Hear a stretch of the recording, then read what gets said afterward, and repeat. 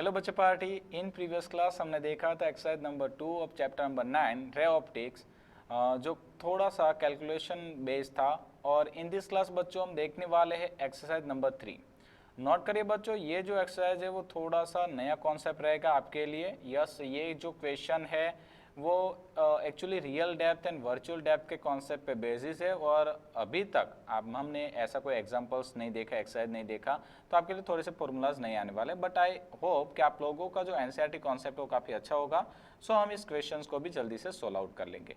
तो चलिए जल्दी से स्टार्ट करते हैं एक्सरसाइज नंबर 3 को। क्वेश्चंस कह रहा है बच्चों, और tank is filled with water to a height of 12.5 centimeter. The apparent depth of the needle lying at the bottom of the tank is measured by a microscope to be 9.4 centimeter. What is the refractive index of water? अब देखिए बच्चों, questions actually क्या कहना चाहता है अच्छे से समझिएगा। क्वेश्चंस कह रहा है कि हमारे पास एक वाटर टैंक थी। मैं यहाँ पे आपको ड्रॉ करके एक्सप्लेन कर दूं। ठीक है, ये एक वाटर टैंक थी और ये जो वाटर टैंक है वो पूरी तरीके से वाटर से हमने फिल करके रखी है। और इसकी जो हाइट है वो हमें दी गई थी 12.5 सेंटीमीटर। ठीक है, यानी कि यहाँ पे मैं आपको मेंशन कर दूँ, ये जो हाइट बच्चों आपको दिख रही है वो थी 12.5 सेंटीमीटर। अब हमने क्या किया, एक माइक्रोस्कोप की मदद से हमने ऊपर से ऑब्जर्व किया कि यहाँ पे एक नीडल थी। सपोज ये एक नीडल है।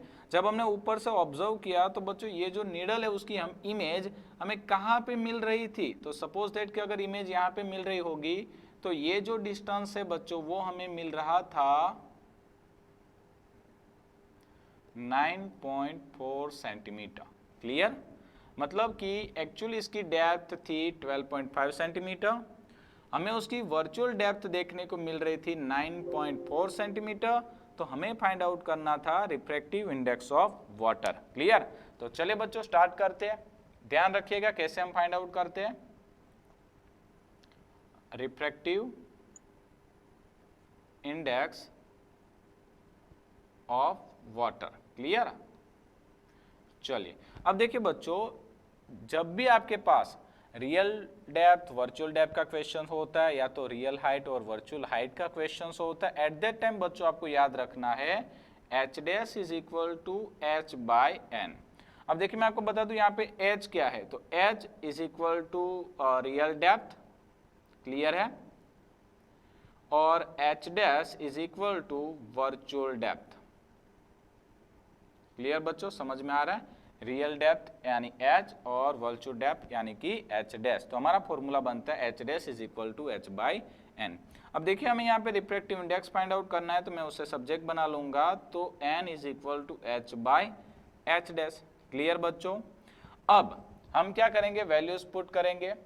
तो n is equal to h यानी रियल डेप्थ। देखिए हमारी रियल डेप्थ कितनी थी 12.5 centimetre divide by h dash, it means की वर्चुअल डेप्थ। और हमारे बच्चों वर्चुअल डेप्थ हमें मिल रही थी 9.4। तो हम अगर बेसिकली कैलकुलेटर यूज करेंगे तो यहाँ पे हमें मिलेगा refractive index of water n is equal to 1.33। इसका कोई यूनिट नहीं होता, राइट है ना। चलिए तो ये हमें मिल गया refractive index of water. But बच्चों ये क्वेश्चन हमारे यहाँ पे कंप्लीट नहीं हुआ है, क्वेश्चन अभी अधूरा था। क्वेश्चन हमें कह रहा था कि if water is replaced by liquid, मतलब कि इस वाटर की जगह पे हमें किसी और लिक्विड को फिल कर देना है। ऑफ रिफ्लेक्टिव इंडेक्स 1.63, जिसका रिफ्रैक्टिव इंडेक्स है 1.63, up to the same height, यानी कि सेम हाइट तक हमें फिल करना है। By what distance would the microscope have to be move to focus on the needle again. यानी कि इस क्वेश्चन को समझिए ध्यान से। क्वेश्चन पूछ रहा है कि हमें माइक्रोस्कोप को कितना मूव करना पड़ेगा। यस यस, कितना मूव करना पड़ेगा, राइट है। चलिए देखते हैं। देखिए हमने क्या कर दिया, मैं यहाँ पे सबसे पहले हेडिंग दे देता हूँ फॉर लिक्विड, और लिक्विड का जो रिफ्रैक्टिव इंडेक्स है वो हमें दिया था 1.63। क्लियर है, ये हमें दिया हुआ था। अब मुझे माइक्रोस्कोप कितना मूव करना पड़ेगा वो बाद में देखते, पहले हम क्या फाइंड आउट कर लेते। देखिए हमें रियल डेप्थ तो दी हुई थी, सेम रखनी थी। वर्चुअल डेप्थ कितनी होगी वो हम फाइंड आउट कर लेते हैं। तो हमारा फॉर्मूला वापस से मैं लेके आ जाता हूँ।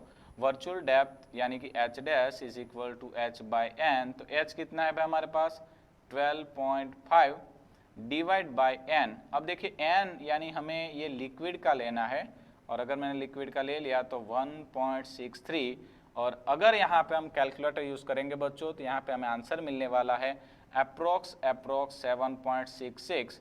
तो मैं यहाँ पे लिख सकता हूँ 7.7 सेंटीमीटर। क्लियर है?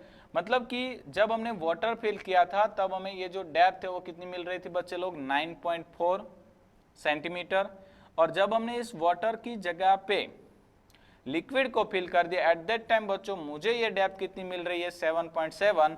यानी कि अगर अब मुझे इस लिक्विड को मतलब सॉरी इस नीडल को देखना है तो मुझे माइक्रोस्कोप को मूव करना पड़ेगा। तो मैं यहाँ पे मेंशन कर देता हूँ मूवमेंट ऑफ